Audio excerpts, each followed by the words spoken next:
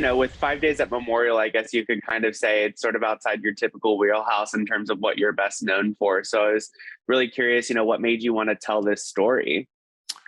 I loved the story, and that was really the driving force. I read Sherry Fink's book, and it just got in my head, and it just wouldn't leave my head. And I had to outweight two big producers, Scott Rudin and Ryan Murphy, to finally get the rights.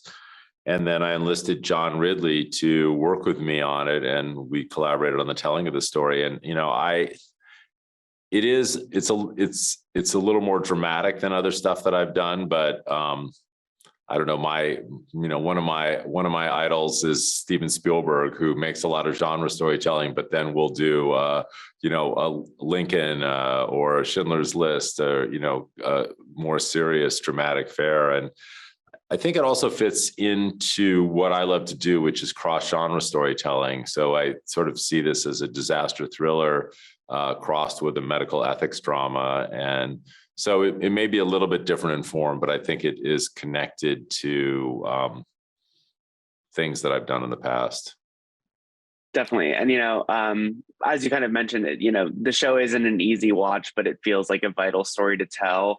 And, as a writer and a director on this project, with these events being so relevant even today, how do you decide what to show and what not to show? Where do you draw the line? How do you depict these events, with nuance? I think that's just the essence of the creative process that John Ridley and I went through, and we spent a lot of time talking about what we were going to show and not show. And it's tough. I think that this is a pretty harrowing story, and we wanted to make sure that we were authentic and that we were, that we had a high degree of fidelity to the story, but we also wanted to make sure that we didn't overwhelm the audience or, get to a place where people are like, oh, I just have to turn this off. And it's kind of an aesthetic judgment question. I think that we tried to find that place where we were being honest and true to the story, but without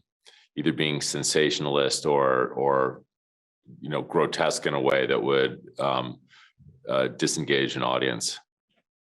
Of course. And, you worked with Sherry Fink as a producer on this, adapting her work.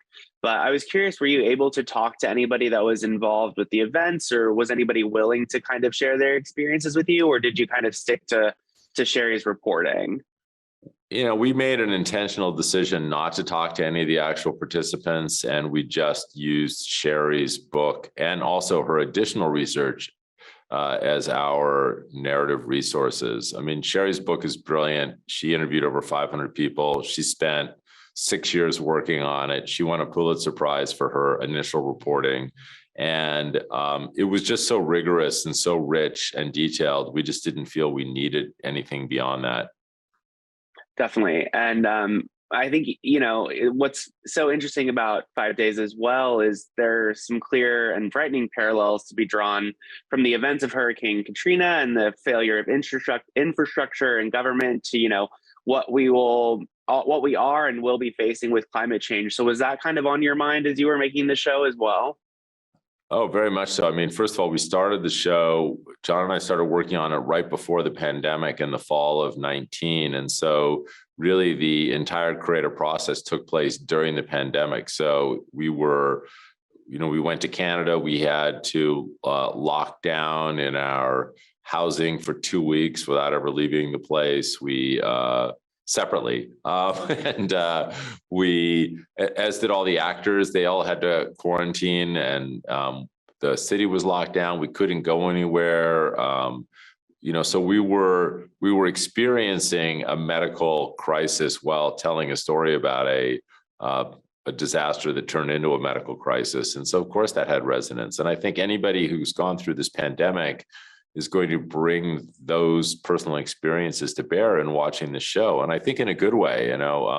John said something to me early on that I loved, which was history rhymes. And I think that that's very much the case. And I think, we see a lot of the same systemic failures happening during this pandemic that we saw happen during Katrina. And I mean, the more important question is, will we ever learn from these experiences? Can we get to a place where we're not putting healthcare workers in the untenable position of having to make impossible decisions about who gets prioritized for healthcare?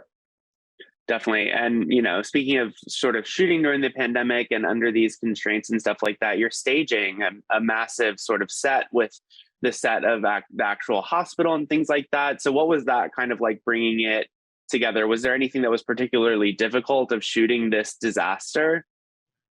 All of it was difficult. I mean, so we were telling this very tough emotional story, but we also had immense technical challenges, which was, how do you recreate a flooded city? I mean, 80% of New Orleans was underwater, and the hospital itself was under, between 4 and 8 feet of water. And so we built a 4 million gallon water tank that was big enough to drive boats around inside. And we, the actors, and, when they're arriving and departing from that hospital, that's actually all happening in a way that I think was very real and similar to what it was like actually at Memorial Hospital. And we had to do a lot of things technically to recreate the helipad, and just to kind of the storm, and the walkway that Anna Poe crosses at the end of the first episode was actually built and buffeted by wind and rain, and was,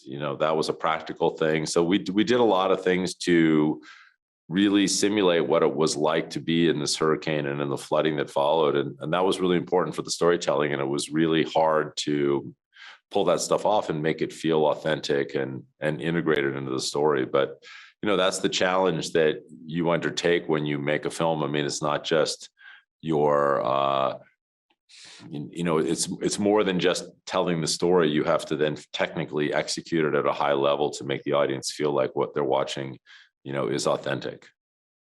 Definitely. Awesome. Well, that's all I've got for you today. I just wanted to thank you for your time today. I love the show. Thank you so much.